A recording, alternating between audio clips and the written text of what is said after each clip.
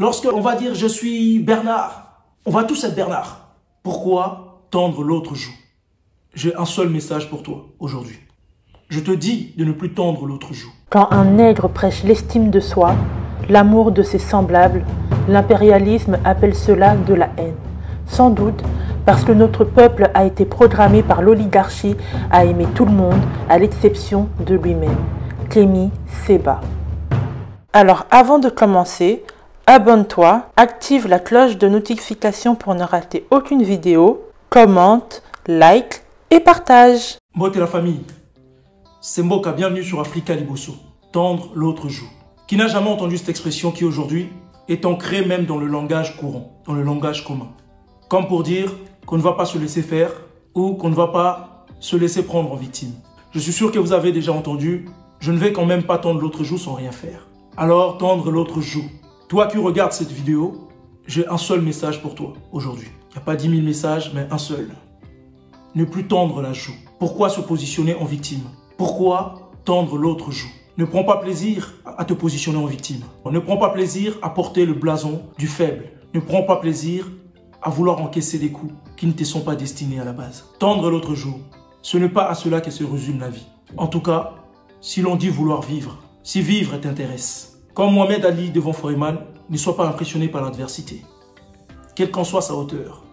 Sache une chose, la vie est remplie d'adversité, de complications et d'oppositions de tout genre. Et cher ami, tendre la joue, même lorsque tu as des problèmes, aussi grave soit-il, tendre la joue n'est jamais une solution, n'est aucunement une porte de sortie. Mais tendre la joue est une noyade dans la perpétuelle victimisation de la vie. Alors toi qui dis vouloir vivre, toi qui as des problèmes, qui dis vouloir t'en sortir, pourquoi choisir la facilité? Parce que tendre la joue, c'est aussi la facilité. C'est aussi se laisser faire, dire que c'est compliqué pour moi, je laisse faire. C'est compliqué pour moi, je préfère tout laisser à Dieu, comme disent certains. Seigneur, prends ma place. Seigneur, porte ma charge. Tendre la joue, c'est accepter d'être une victime. C'est dire je ne veux plus faire d'efforts. C'est dire j'accepte la défaite. Je me rends. C'est ça tendre la joue. Alors toi qui dis vouloir vivre, parce que vivre c'est se battre. La vie est un combat de chaque jour, car la vie est remplie d'oppositions et de contraintes de tout genre. Alors si tu dis vouloir vivre, si tu dis vouloir aimer la vie, c'est que tu dois vouloir continuer. Tu dois vouloir te battre. Tu dois vouloir faire des efforts. Tu dois vouloir avancer. Donc, ne pas tendre l'autre joue. C'est vrai que la Bible nous a toujours dit qu'il faut savoir tendre l'autre joue. Et beaucoup l'ont adopté. C'est devenu un mode de vie. C'est devenu un style de raisonnement. C'est devenu même le signe de l'apaisement, du pacifisme. À quel moment est-ce normal que la victimisation soit comparée au pacifisme? À quel moment est-ce normal que baisser les bras soit encouragé? À quel moment? Les croyants vont me sortir des versets, des passages de leur livre sacré. Et les chrétiens me diront, oui, dans le livre de Matthieu, c'est dit, c'est vrai qu'on vous avait dit, œil pour œil, dent pour dent. Mais moi, je vous dis, ne vous opposez pas aux méchants. Celui qui veut quelque chose qui t'appartient, donne-lui en plus. Mais à quel moment est-ce normal? Les croyants qui me diront, oui, il est dit qu'il faut savoir tendre l'autre joue. Il ne faut pas rendre coup pour coup. Je vous poserai juste une question. Est-ce que si je viens vous voir dans la rue et que je vous fous une gifle, vous me répondrez ou pas? Ou vous me tendrez l'autre joue? Parce que si on veut jouer à ce jeu-là, à ce rythme-là, vous allez vite connaître la mort. Et je suis sûr que personne d'entre vous ne le fait. Je suis sûr. Même lorsqu'on tape un de vos proches, vous réagissez. Pourtant, ce n'est pas sur votre joue qu'on frappe. Donc, pourquoi se laisser faire dans la vie? Pourquoi tendre l'autre joue dans la vie lorsque vous avez des problèmes? Alors si dans votre foi, vous ne vous laissez pas faire, même lorsque vous sortez de l'église, lorsque vous sortez de la prière, si quelqu'un vient vous gifler, vous rendez coup pour coup. À quel moment est-ce normal de se laisser faire face aux épreuves de la vie? À quel moment est-ce normal d'accepter la défaite face aux épreuves de la vie? Cher ami, toi qui me regardes, chacun d'entre nous a des problèmes. Les problèmes de la vie ne choisissent pas un visage. Chacun d'entre nous, autant que nous sommes sur terre, nous avons des problèmes. Que tu sois riche, que tu sois pauvre, que tu sois beau, moche, célèbre ou pas, tout le monde a des problèmes. Mais face aux problèmes, il faut savoir avancer. Il faut savoir rendre coup pour coup. C'est important de savoir se battre. J'aime bien cette phrase qui dit que la vie est un combat. Donc si la vie est un combat, si tu veux vivre, il faut te battre. Si tu choisis de baisser les bras, Si tu choisis de tendre l'autre joue à la vie, elle va te saigner. Et ce sera la fin de la vie pour toi.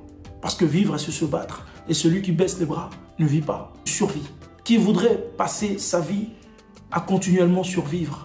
Est-ce que c'est cela le but de ton existence? Et, chers Africains, vous qui me regardez, d'ailleurs, je suis sûr que cette phrase de tendre la joue n'a pas été exclue de la Bible pour esclaves. Ce qu'on a appelé en anglais the slave Bible. Ceux qui ne savent pas, pendant l'esclavage, il y a eu une Bible bien rédigée, réservée aux esclaves. Et cette Bible, dans cette Bible plutôt, il y avait certains versets qui étaient inscrits dedans et d'autres pas. Comme tendre la joue, comme heureux celui qui est pauvre, car le royaume des cieux est pour lui. Donc pour ceux qui sont intéressés, il y a un exemplaire qui est exposé. Pour ceux qui vont me suivre, qui sont aux États-Unis, ou pour ceux qui y vont, il y a un exemplaire qui est exposé au musée de la Bible de Washington. Tendre l'autre joue. J'aime bien cette phrase parce que je m'imagine en train de marcher dans la rue et voir quelqu'un qui s'approche de moi, qui me donne une gifle et je lui donne encore l'autre joue. Vous savez, il y a des mains qui peuvent vous casser les mâchoires. Réfléchissez avant de tendre la joue. C'est vrai que c'est une phrase qui est tellement entrée dans les mœurs que pour nous, les Africains, je trouve que c'est encore plus entré.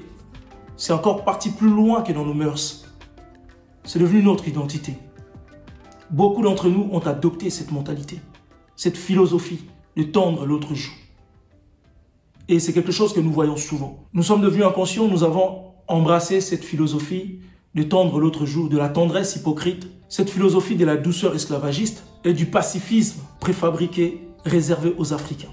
Toi, l'Africain qui me regarde, tu es devenu tellement passif que tu passes ta vie à tendre ces déchets de peau saignants et cicatrisés qui te servent de joue. Jusqu'où iras-tu? Tendre l'autre joue encore et encore.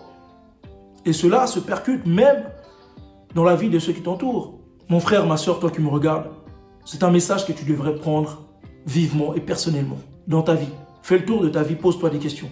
Est-ce que toi, tu passes ta vie à tendre l'autre joue? Si oui, pourquoi? Voilà pourquoi certaines choses n'avancent pas. Ce n'est pas possible de se positionner en victime et de vouloir être un leader. Ça ne marche pas ensemble. Il faut qu'on arrête de nous cramponner aux espoirs venus d'ailleurs, aux espoirs de l'autre temps, comme j'appelle ça. C'est-à-dire aux espoirs qu'on nous donnait pendant qu'on était esclaves. Lorsqu'on nous disait « Jésus viendra vous sauver ». Lorsqu'on vous disait « Ne vous inquiétez pas, même si vous mangez mal ici sur terre, au ciel vous mangerez mieux ». Mais au ciel, où? Es-tu certain de voir un paradis un jour? Toi qui as peur de rendre les coups dans la vie, qui te dis que si tu rends les coups, tu n'iras pas au paradis. Mais de quel paradis tu me parles? Es-tu sûr de ce qui t'attend de l'autre côté lorsque tu partiras? On reviendra avec une vidéo qui parlera des incohérences de la Bible. On reviendra dessus.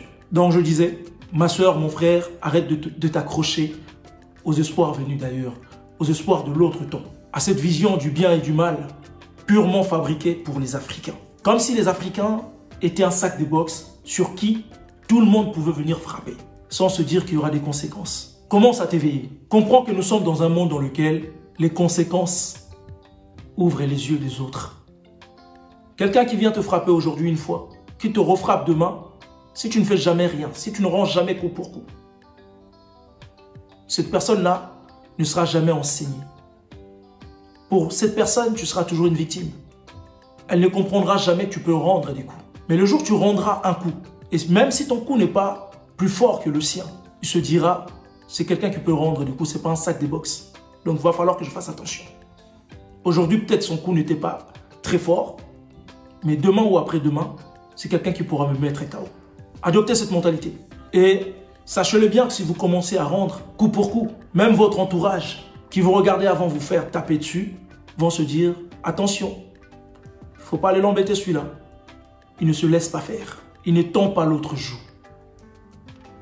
Et c'est la même chose que je te demande. C'est vrai, c'est difficile aujourd'hui pour nous les Africains. Que ce soit chez nous ou ici, ailleurs, partout dans le monde, c'est difficile pour nous. Pourquoi? Parce que nous avons tellement pris l'habitude de tendre l'autre joue qu'on n'est respecté par personne. Les gens viennent chez nous se permettre des choses. Pourquoi? Parce qu'ils savent que nous avons cette mentalité, cette philosophie que nous avions adoptée de tendre la joue. Nous avions tellement cru aux paroles de l'esclavagiste, du colon, que nous sommes devenus ses paroles. Nous avons pris la place de ce mot qu'il y avait dans sa bouche. Tout ce qu'il disait pour nous est devenu nous. Lorsqu'il nous disait qu'un noir était un fainéant, on s'est dit, bon, s'il le disait, c'est qu'il a raison, devenons fainéants. Lorsqu'il disait qu'un noir ne peut pas aller loin, un noir n'est pas plus intelligent qu'un animal, nous y avons cru, pour la plupart. Et aujourd'hui, pendant que le travail de l'éveil est en train de se faire, je te demanderai de réfléchir différemment. D'ailleurs, j'ai une story time pour vous. C'est une histoire qui s'est passée à Kinshasa. Dans le grand marché à Kinshasa, un Chinois poursuivait un Congolais avec une machette. Et les autres regardaient naturellement, comme si c'était normal. Et la même chose se fait partout en Afrique. Les étrangers viennent en Afrique. Ils dominent les Africains. Ils font n'importe quoi en Afrique et les Africains regardent. Il n'y a pas de sanction. Comment voulez-vous que ces gens-là vous respectent? Le respect n'arrive pas avec les mots. C'est pas parce que tu vas faire un sourire au Chinois qu'il va te respecter. Il n'a rien de plus que toi. Il vient chez toi pour pouvoir s'enrichir. Il vient chez toi pour faire sa vie. Il vient chez toi pour pouvoir s'en sortir. Et toi, chez qui on vient? C'est comme si quelqu'un venait chez toi à la maison et qu'il prenait les rênes de chez toi. Bon, désormais, si tu as une femme, ta femme, à partir d'aujourd'hui, elle dormira avec moi et toi, tu dormiras au salon. Tes enfants vont m'appeler papa, ils vont t'appeler tonton. Et toi, tu es là, tu souris. Oui, c'est non. Oui, bah oui. On dit peut-être que le client est roi, mais l'invité n'est pas roi. Lorsque tu es chez toi, c'est toi qui es censé être le roi, la reine de chez toi. Ou même le prince, ce que tu veux. Mais tu dois avoir le contrôle. Eh oui, alors aujourd'hui, je te parle de ne plus tendre l'autre joue. Je te dis de ne plus tendre l'autre joue. En tout cas, si tu veux vivre. Si la vie t'intéresse. Car vivre, c'est se battre. Et se battre, c'est rendre coup pour coup. Alors mon ami, cette vidéo arrive à sa fin. Tendre l'autre joue. Je te demanderai de ne plus tendre l'autre joue. Parce que c'est devenu comme une sorte de coutume. Et beaucoup dans leur vie n'avancent pas parce qu'ils tendent la joue. Tu peux passer ton temps à pleurer. Tu peux t'enfermer dans une église pendant 20 ans. Si toi-même tu ne fais pas l'effort d'avancer, de rendre coup pour coup à la vie, de t'opposer aux épreuves de la vie, personne ne viendra te sauver. Et toi, mon frère africain, toi, ma soeur africaine, tu dois comprendre qu'il est temps de s'éveiller. Il est temps que tu t'éveilles. Il est temps que tu comprennes que tendre l'autre joue n'apporte rien de bon, rien de positif. En tout cas, si tu espères vivre, si tu espères évoluer, avancer. C'est ça que tu vas léguer à tes enfants. Toi qui as des enfants, tu veux en faire des victimes à vie? Tu veux faire quoi? Fabriquer une génération de victimes? En tout cas, moi, ne compte pas sur moi pour dire à mes enfants de se faire victimiser. Moi, ne compte pas sur moi pour fabriquer une génération de victimes. Moi, je fabrique des soldats, des gens sensés, conscients et forts mentalement. Des guerriers, comme des guerriers Maasai. Alors, tu dois sortir de cette case. Sortons tous de cette case dans laquelle nous avons été enfermés. Ne jurons que par nous-mêmes. Intéressons-nous à des causes qui sont nôtres. Arrêtons d'aller perdre notre temps dans les causes des autres. Nous sommes des champions là-dedans, nous les Africains. Lorsque on va dire « je suis Bernard », on va tous être Bernard. Lorsqu'on va dire « je suis Chang », on va tous être Chang, alors qu'on ne ressemble pas à Chang. Mais lorsqu'on dira « je suis Mamadou », on va dire « moi j'ai un truc à faire, en fait, moi à la maison, mes enfants sont seuls ». C'est là notre problème. Est-ce que vous pensez que, est-ce que toi qui me regardes, tu penses que le Black Panther, tu penses qu'il tendait l'autre joue? Si tu connais ce mouvement, va regarder l'histoire et va regarder ce qu'ils ont traversé pour obtenir certaines choses. Rien ne s'offre dans la vie, tout se gagne, tout se gagne. Il faut se battre. Et la meilleure de bataille commence, se prépare pour être gagnée dans la tête. Pour être gagné, pour être un gagnant, pour gagner toutes les batailles de ta vie, il faut être préparé mentalement. Tout commence dans la tête. Si tu es un perdant dans la tête, tu seras un perdant dans la vie. Si dans ta tête tu as peur de tout et de tout le monde, dans la vie ce sera idem, puisque tu as été façonné à être une victime. Alors, mon frère, ma soeur, toi qui me regardes, arrête de te plaindre. Jésus ne viendra pas te sauver. Ça, je te le dis. Tu penses que tu es le premier ou la première personne à l'attendre? Combien l'ont attendu avant toi? Tu penses que tu es la première personne qui prie aujourd'hui, qui demande à Dieu de l'aider? Il faut arrêter vos phrases. Seigneur, prends mes problèmes. Porte ça. Prends en charge ma vie. Donc toi, ta vie, tu veux être une victime, tu veux seulement être un poids pour les autres. Tu demandes à Dieu d'être injuste, de se concentrer que sur toi-même, parce que tu ne sais pas faire des efforts, parce que tu ne sais pas te battre. Arrêtons de nous plaindre et de pleurer. Personne ne viendra nous sauver. Personne. Arrêtons de tendre l'autre joue. Il est temps de ne plus l'attendre. Il est temps de se battre et d'avancer. Alors, Je te dis à très bientôt sur Africa Liboso. N'oublie pas, comme je l'ai dit au début, de partager cette vidéo, de la liker, de la commenter. Et surtout, n'oublie pas d'activer ta cloche de notification et de t'abonner. À très bientôt sur Africa Liboso, Toza et Lungu.